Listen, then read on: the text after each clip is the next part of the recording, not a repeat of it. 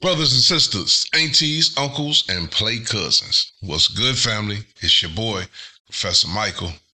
Let's go ahead and keep it going. Keep it going. We're getting into chapter 2 today of Ren's chapters on his Ren Make Stuff channel. I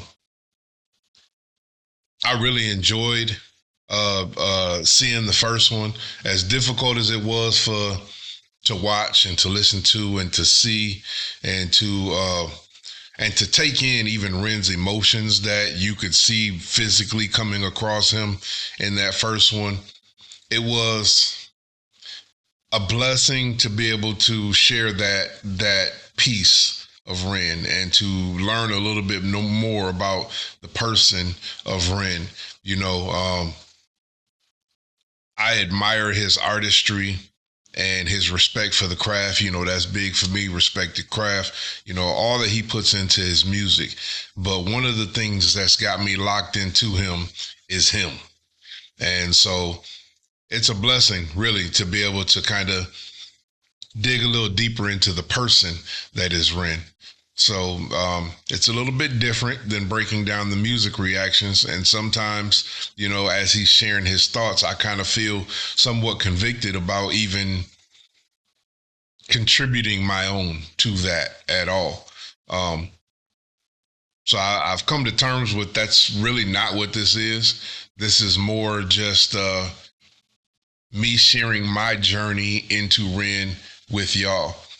It's not really for me to over psychoanalyze what I'm hearing. It's for me to embrace it, for me to understand it, and for me to move forward through my rabbit hole with Ren, understanding a little bit more about the who, what, when, where, and whys of what he's doing in his music. So, yeah, I didn't have much analysis on the last one. I know I went through and I kind of, you know, dove into a little bit of the lyrics that I heard and just what they meant to me, how I perceived them. You know I got a lot of people in the comments was saying, no, this is that and that is this. And I get that. Y'all have been on this journey a lot longer than me. So it's great that y'all are there to help me with some of the insight. But at the same time, the things that I share are the things that popped in my mind when I heard those words that he said. Were they accurate? Hell, I don't know. It's just what I saw. So, but this is fun. This is fun. I'm looking forward to this. I'm a little scared because, you know, everybody tells me that it gets worse before it gets better. Somebody told me that part 8 was fun.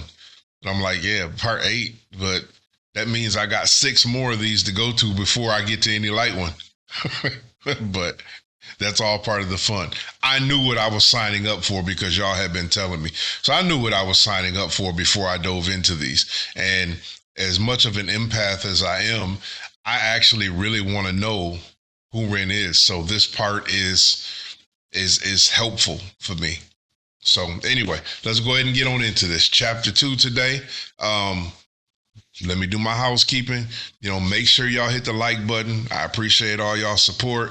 If you're not already subscribed to Old Heads Media, please consider subscribing. We would love to have you be part of the growth, part of the family, part of the alumni. And listen, make sure you hit the notification bell and check it occasionally when you come back to the channel to make sure that your notifications are still active and haven't been disabled by YouTube. All right. With that being said, let's get the antennas. Let's get straight on into it today. This is Ren, the chapters, part 2.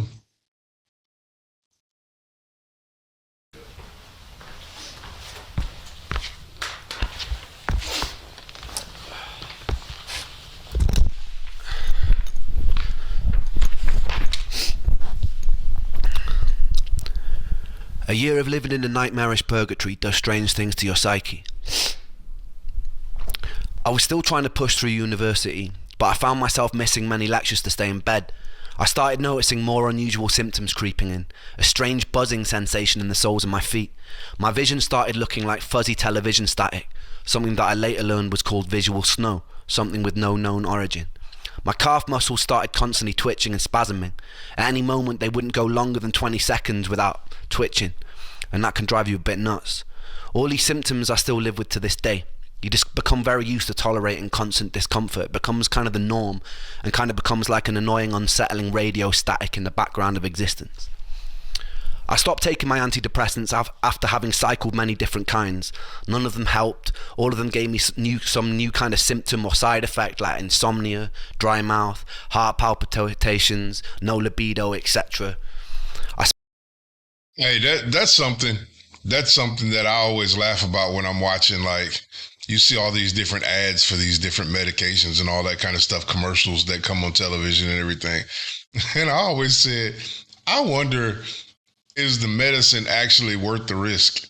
Because you always hear, hey, we can cure this, but then the side effects are always worse than than what the symptoms I'm already going through are. And it's like, yeah, there's a small chance that I may get those side effects, but if I do, the side effects are worse than what I'm already going through. So do I really want to take that chance? I don't know. There are some medications out there that really help people. So I'm not here to bash, the medications that actually work or anything like that, or tell people that medicine is not good. I don't know. Sometimes I watch them commercials and I guess they have to tell you what the side effects are.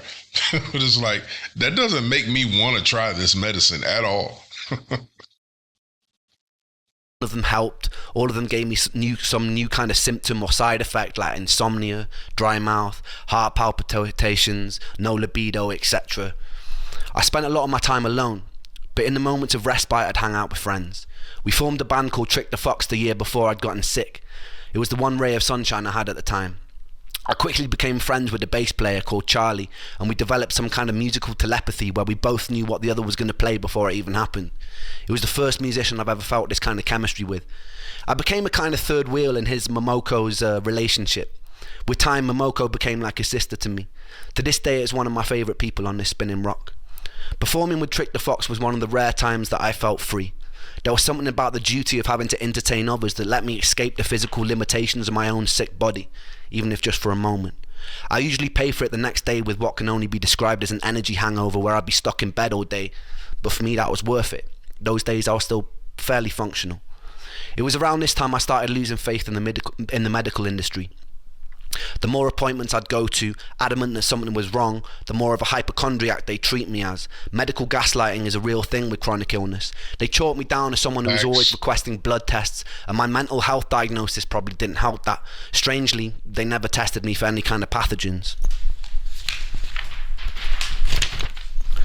I decided to embark on a precarious journey into the Russian roulette chamber of Dr. Google.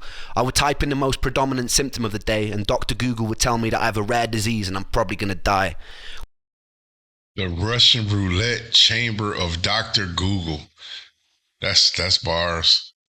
That's bars. And there's a lot of people that do that now to this day. WebMD, all that other kind of stuff. Google doctors. That's scary sometimes when you're taking your medical advice from Google. But at this point, I understand that it probably was it. It wasn't no different than the Russian roulette he had already been taking with some of them other doctors, because ain't nobody helped him so far. So I can see at this point, it's like, listen, I gotta search for this myself. I get it, but that's bars though. The Russian roulette chamber of Google. Pathogens. I decided to embark on a precarious journey into the Russian roulette chamber of Dr. Google. I would type in the most predominant symptom of the day, and Dr. Google would tell me that I have a rare disease and I'm probably going to die. With time, I sharpened my search engine axe and refined what I was looking for. I dived headfirst into the abyss of online support groups, hoping to find solace or answers amongst fellow sufferers. We were like crabs in a barrel. Very rarely someone would find their silver bullet and announce what it was that cured them. Hundreds of people would follow their protocol, some with mild success, but most of us will still remain trapped. I joined as many online support groups as I could. It was a bit like the beginning of Fight Club, except instead of faking conditions to feel accepted, I was desperately hoping I had those conditions so I could cure myself and get the fuck out. I convinced myself I had conditions like candida, magnesium deficiency. He said I was hoping that I would have the same conditions that somebody in that support group had so that I could find, bro, that's powerful. That's a powerful thought to go in, to something just looking for something similar to what I'm going through so that I can find out what helped them. Faking conditions to feel accepted, I was desperately hoping I had those conditions so I could cure myself and get the fuck out. I convinced myself I had conditions like candida, magnesium deficiency, parasites, adrenal fatigue, heavy metal poisoning, etc. At the time, I felt like I was single-handedly keeping Jeff Bezos in business. While most students were spending their student loan on drinks, I'd spend mine on the supplement or protocol of the week. I'd follow whatever herbal or supplement protocol was suggested, sometimes noticing mild improvement and sometimes getting a lot worse, most of the time feeling nothing. A story would... Wait, I gotta go back because I was listening to his words and I just realized that those post-it notes said something. He said 120 a month is what he was spending on that medicine. While most students were spending their student loan on drinks, I'd spend mine on the supplement or protocol of the week. I'd follow whatever herbal or supplement protocol 120 a month on supplements. was suggested, sometimes noticing mild improvement, Brain sometimes fog getting a lot is where worse, all most your of the time thoughts feeling feel. nothing. Brain fog is where all your thoughts feel. Noticing mild improvement and sometimes getting a lot worse, most of the time feeling nothing. Broken. Brain fog is where all your thoughts feel broken. Wow. A story would pop up on one of these groups like, after I did a 30-day parasite cleanse of wormwood, cloves and garlic, all my symptoms disappeared. I'd read a story like this, get full of hope and put myself through a grueling 30 days, which would often result in a worsening of symptoms. My body felt even sicker and weaker, but I'd stick it out because I was told that this was a good sign. The parasites are dying. I peered into the toilet bowl and valiantly waved goodbye as I flushed their imaginary corpses into a watery abyss. At the end of the 30 days, I'd be left with a lighter wallet and all my symptoms still remaining. And if that didn't work, I'd move on to what was next. Maybe I have seasonal affective disorder. Alright, so I'd get on the internet, order a light, stare at it for 10 minutes a day, and to my big fucking surprise, still have all my symptoms. The only thing that light illuminated for me was that I was desperate enough to buy a glorified table lamp. I was desperate enough to buy a glorified table lamp. I kid you not when I say that over the years I probably have taken nearly every dietary health supplement known to man. One of the most grueling self-treatment courses came when I did a round-the-clock heavy metal chelation. I would take a supplement called ALA and DMSA, which supposedly shuttled mercury molecules out of your body through a process called chelation. I would have to take the pill once every 3 hours around the clock, which meant setting multiple alarm clocks to wake up and take them. The supplements came with their own side effects. I remember one time standing in a supermarket and feeling like the sounds and lights were so bright that I couldn't even bear to be in there. I stopped with this protocol for a whole year with no luck. I was still coming to terms with the death of one of my best friends during this time too. I was too sick to hold down any kind of stable job, so I was mostly living off my student loan. Welsh students study in England also weirdly get given a small sum of money just for being Welsh, or almost like a "we're really sorry that you're Welsh" sort of condolence prize. I've always prided myself on my financial independence, so whenever I could, I'd get out on the streets of Bath and I'd busk. I remember the very first time I did. I had my guitar in hand, I perched myself on a bench, took a deep breath, and then bared my soul to the jury of the street, and it was exhilarating. People sometimes ask me what music means to me, and it means life. This was usually the one time I felt like I didn't want to die. He's dead. Oh, man, these words. I always point out how poetic he is. Bared my soul to the jury of the street. That's bars. Whenever I could, I'd get out on the streets of Bath and I'd busk. I remember the very first time I did. I had my guitar in hand, I perched myself on a bench, took a deep breath, and then bared my soul to the jury of the street, and it was exhilarating. People sometimes ask me what music means to me, and it means life. This was usually the one time I felt like I didn't want to die. Music means life. This is the one time that I could feel like I didn't want to die. That comes across in everything that he makes, though. Like, music is everything. to him. Which was the one time I could feel a resemblance of something that resembled spirit, that resembled my soul, that resembled me. I even found myself cracking jokes with onlookers, which for someone dripping with social anxiety at the time was huge for me. It was March, roughly 3 months after Joe had died, and I was sitting on a bench in Bath with my guitar singing into a busy street. And this is when I would meet the first angel of this story. I'd see 2 more angels years later, one in the guise of a homeless man, one a doctor cheating death in the Beverly Hills clinic, but that bit will come a little bit later.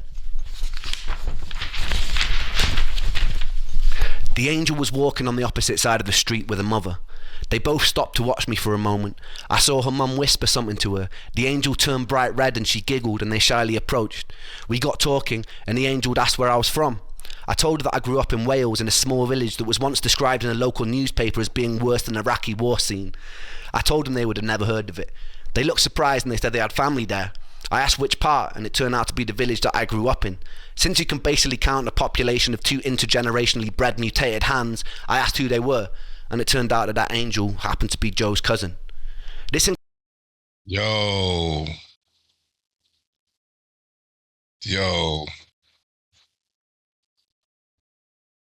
See, I was getting ready to laugh at him talking about the mutated hands and being able to count the population and this, that, and other. And then before I could even get that out of my system, he said that the little angel, the little girl, obviously because she was walking with her mother, but the little girl happened to be Joe's cousin. And I don't know if it was a little girl or not. We haven't got far enough into the story yet. It could have just been a girl walking with her mother, and they both could have been of age. But the fact that that it was Joe's cousin, yo. heard of it. They looked surprised and they said they had family there. I asked which part, and it turned out to be the village that I grew up in. Since you can basically count a population of 2 intergenerationally bred mutated hands, I asked who they were, and it turned out that that angel happened to be Joe's cousin. This encounter was always a foundational moment of serendipity in my life. In the years that followed, I took serendipitous occasions to mean I was in line with my purpose. Sometimes I felt like I'm following a script. It's just that I don't know the words or actions until they actually happen. But in moments of serendipity, I feel like they are playing out exactly as they were meant to. Nothing to add. I understand that sentiment. It was quite a bizarre moment for me, that hundreds of miles away by chance this angel would be related to my lost friend. Upon learning who I was, they invited me back to theirs for a cup of tea, and I accepted and I fell in love. It was really good tea. That week, the angel took me to a favourite botanical garden, and she pointed out a favourite flower. So it's obvious that she wasn't a little girl. Yeah, she wasn't a little girl. That week, the angel took me to a favourite botanical garden, and she pointed out a favourite flower. So that night, true story, I dressed in black, broke in by climbing over the fence, dug up the flower and presented it to her the next day. She called me insane, but it's safe to say that angel ended up being my first serious girlfriend. Oh. It was a Oh wait, so Joe's cousin ended up being your first serious girlfriend. How wild is that? Over the fence, dug up the flower and presented it to her the next day. She called me insane, but it's safe to say that angel ended up being my first serious girlfriend. It was a weird kind of relationship. We both shared an unusual trauma for people who were so young, brought together by a tragedy. Even though sometimes I feel like she might have hated me at the time, I was convinced like it was some sort of Shakespearean fate that had brought us together, a morbidity that birthed light, that it couldn't be anything else. It felt like divine intervention. She was pretty troubled in her own way, and I was very troubled in mine. But in between the sludge of dealing with the constant symptoms, it was beautiful. That summer, her parents took us to Centre Parks, which is a posher version of Butlins, if you don't know, where they paid for all the activities and meals, and they let me do whatever I wanted. Coming from a poorer family, I wasn't really used to being spoiled to that degree, but I figured I'd just roll with it. One morning while I was there, I got a call from my friend Sega, and he sounded pretty mixed up, so I asked him what was wrong. He told me that there was no easy way to say it, but one of my other best friends, Callum, had died. He'd gone cliff jumping in the same cliffs we used to jump off as kids. The sea was particularly choppy that day, and he caught a cross current and he started to drown. Another guy that he was with had jumped in an attempt to save him, and they both drowned. Wait, so you mean to tell me The tragedy alone, the fact that he's lost two of his friends, is enough. But now you add to this story that both of the friends that he's lost died from the same thing. Well, be it one of them was suicide and one of them was accidental, but the story is that both of them were from drowning. Bro, that's wild. That's wild. I I I wonder. I wonder. This may be something I find out later on down the line. So sometimes it's crazy when I interject my thoughts or my questions because Ren usually has a way of answering these questions. But I wonder if Ren even goes near water. I wonder if like he's like has a phobia or a hidden phobia of water, being that going through what he was going through with his own, illness and things like that. But part of his story is that two of his friends and another person that I don't know was his friend or not, but two of his friends, two of his closest friends were both lost due to drowning. That would give you some sort of, I ain't never going near no water. I hate water. Like that can do things to you, to your psychology. Bruh, I'd be curious to know how Ren feels about water to this day. Used to jump off his kids. The sea was particularly choppy that day, and he caught a cross current and he started to drown. Another guy that he was with had jumped in an attempt to save him, and they both drowned. The first day I met Callum, I was 11. He was in a year above me in high school and used to walk around with these massive baggy bright orange jeans. So he met Joe, if I'm remembering the story before, he met Joe when he was 9. He met Callum when he was 11. So 2 years apart, but he's known them pretty much his entire childhood. That's crazy. He was in a year above me in high school and used to walk around with these massive baggy bright orange jeans. He hung around with all the goth kids and I thought they looked super cool. So the next day I painted my nails black and fashioned a necklace out of a severed extension cable from an old VCR machine. I infiltrated the group and I gained their trust. Not long after, me and Callum were friends, wandering around beautiful Welsh countryside looking for the most scenic places to smoke weed. We stayed friends throughout high school and I truly loved him. When Callum died, I couldn't properly grieve. I felt weirdly numb after losing Joe. I'd often feel guilty for my inability to cry at the time. A couple of years later, I'd learned another friend of mine that I used to play function gigs with had thrown himself off a cliff face in Dover. And again, I felt numb. Another jumping,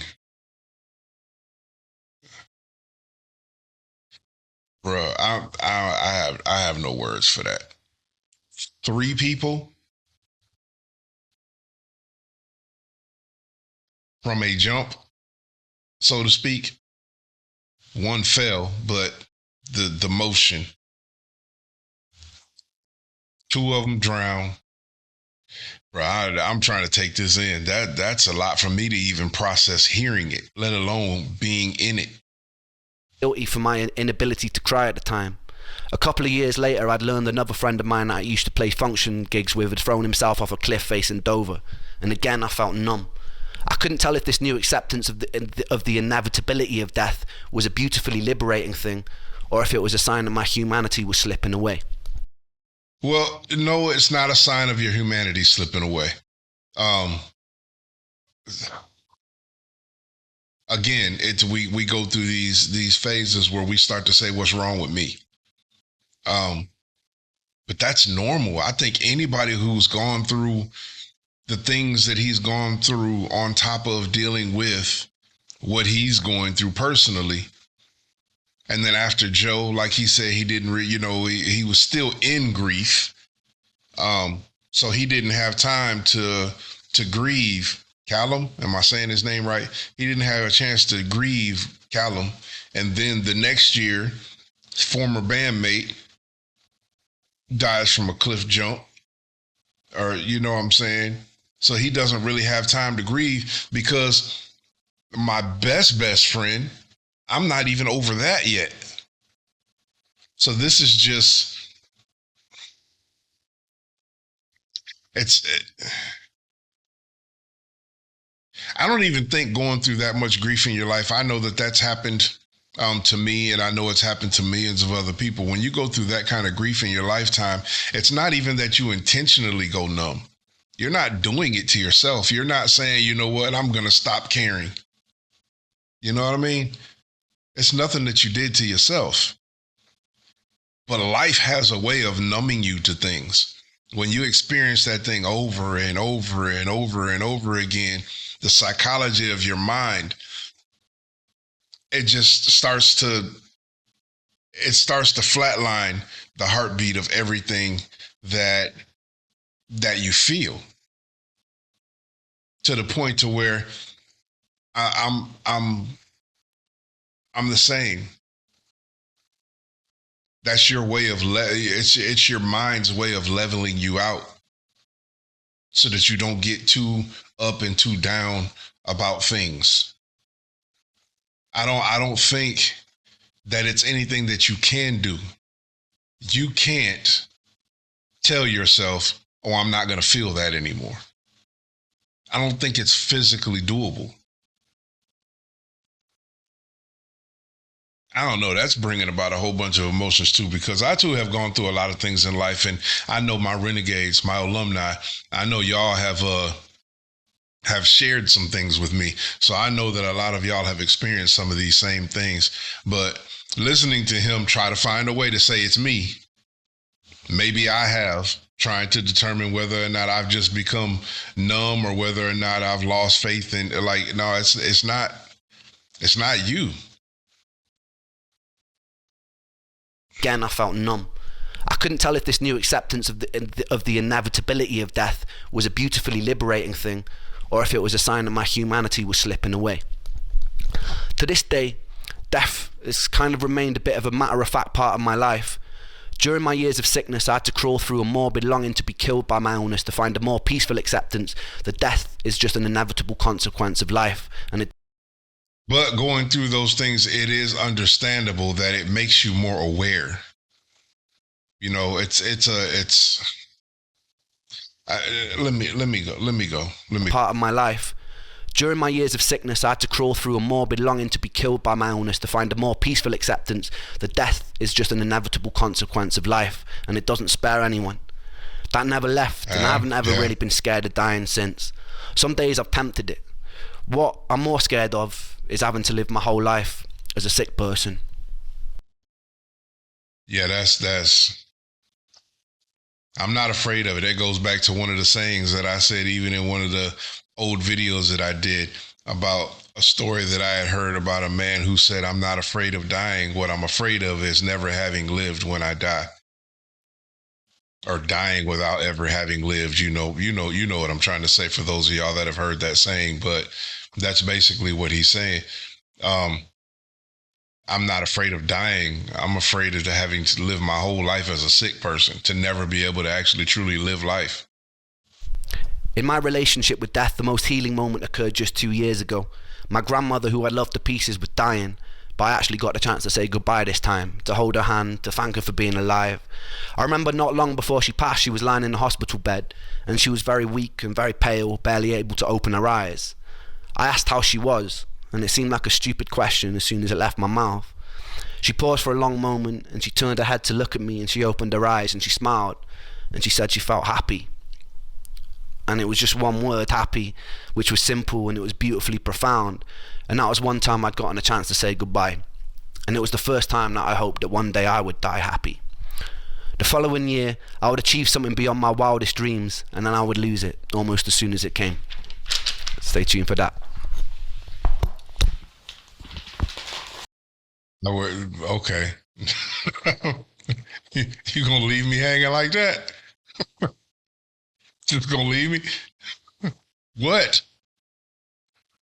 Bruh, this is difficult because, like I said, and it's hard, and forgive me, y'all, it's hard because as I'm listening to him talk, I'm sharing in his journey and I'm understanding what he's gone through, and I'm visualizing his story. 3 friends from jumping, 2 of them, his first 2 from drowning. Again, I want to know how he feels about water. But It's difficult to listen to because as you're listening to this, as I'm sure all of you have, you get stuff that's reborn in your brain. Like, man, I felt like that, or man, I remember a time. These are the kind of things that rend sparks in your brain, and you say, I remember when this happened to me, and I remember when that happened to me, and it may not be the same, but I do remember feeling like this, and then you start to connect. You start to connect even more. So then now through your own trials and tribulations and traumas that you've had in your life, you connect to his, which connects you to him. And then now, because I'm connected to him and I have too felt things, it strangely gives me some kind of feeling of his. Like when he's talking, I can feel him talking. I can feel his emotions when he's saying certain things. He's had time to sit down and write these down like he did in there because he didn't want to forget them. But Ren is a poet by nature in his music, in his words, and everything that he does. So he's had time to take all of those lines of the story that he wrote down and paint them beautifully in a way that we could actually see what he was saying.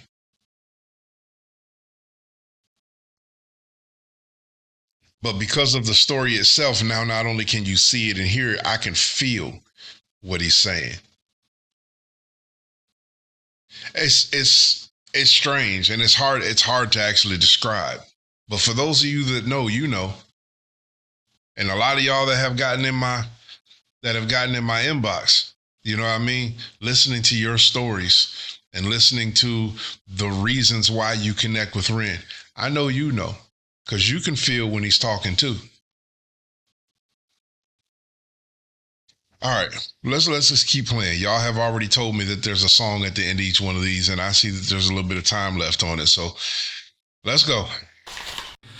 I don't wanna hear no words today. Runaway. Because they pull me under.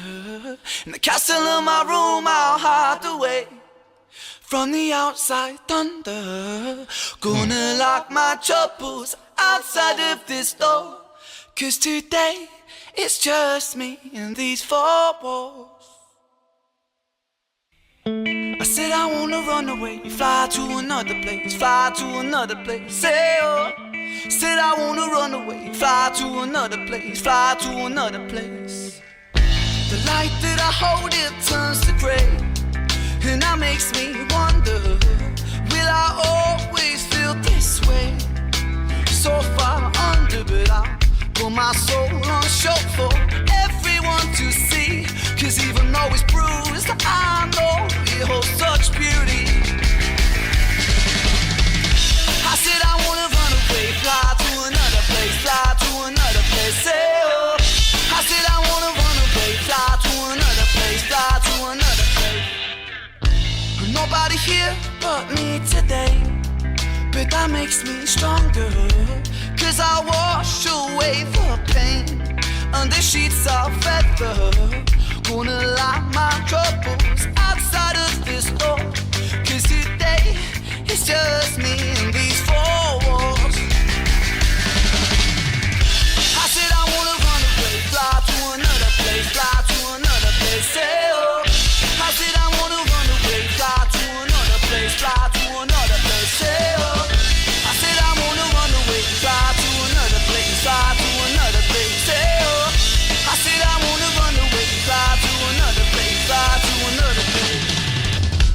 I crave relief in solitude.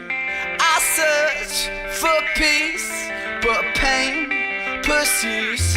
Please something, just free me, give me some truth. My head is a prison, I need to move.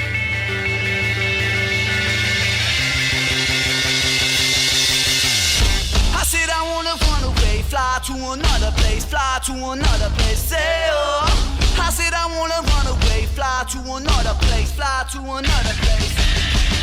I said I wanna run away, fly to another place, fly to another place. Say oh, I said I wanna run away, fly to another place, fly to another place.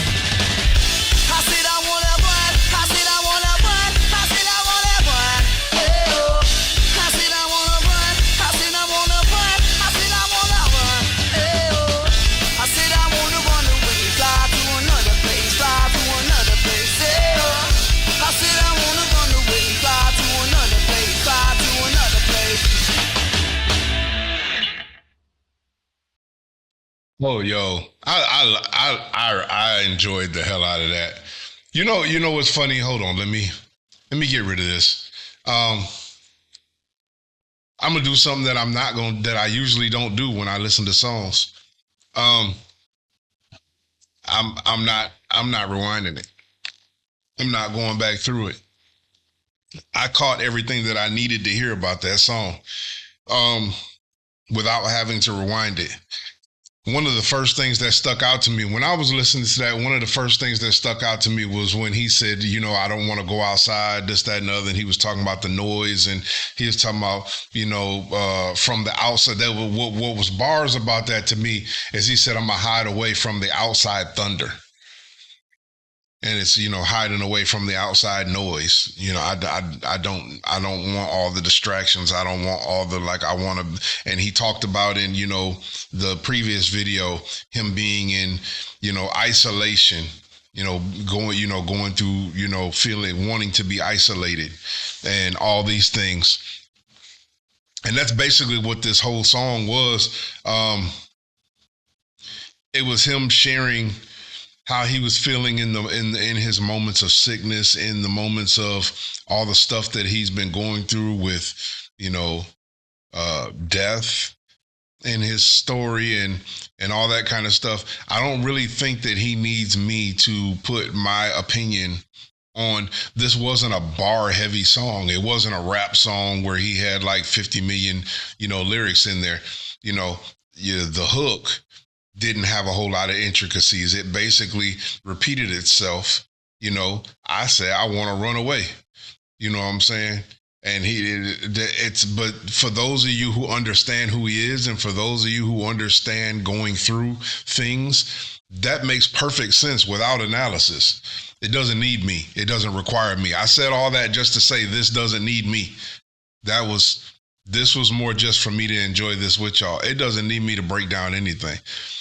Listening to the music, I love that, getting to experience new layers of Ren. I've heard, the Big Push, on a couple of projects, and I've heard Ren incorporate things into his projects with the guitar and all that kind of stuff. But listening to him now in his rock bag, soft rock bag, you know what I'm saying? That felt good. I enjoyed the hell out of that. And it was funny because the cadence that he was using to sing was still kind of a hip hop cadence, even though it was rock. You know what I'm saying? It was still a hip hop cadence. And even listening to the drummer, during the verses, he had a hip hop pattern going on. He still had like a hip hop cadence going on to his drums, and then it amped up into the rock thing. So all of that was just, I thoroughly enjoyed the hell out of that. They were saying something under him at the bottom, at the last part of the song, when he was saying, I say I want to run away. They were like, you could hear the other two, and you could even see their mouths moving in the video. The other two musicians, the other two artists were saying something. It wasn't audible enough for me. I couldn't actually make out what they were saying, but they were singing something behind his vocals. Even then, even though I couldn't make out exactly what they were saying, the audible sound of them making noise behind him was super dope. Like, it blended perfectly. I just wish that I could actually hear the words they were saying. Yeah, y'all. I mean, I have nothing to add to this. This was more you and me sitting in the classroom together watching a film. Um, I didn't teach you anything, but y'all taught me something. Thank you. Hey,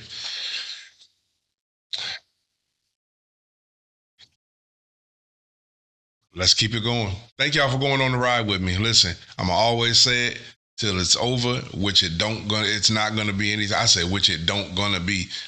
I don't know where my English went, but it's not gonna be over anytime soon. So listen, y'all.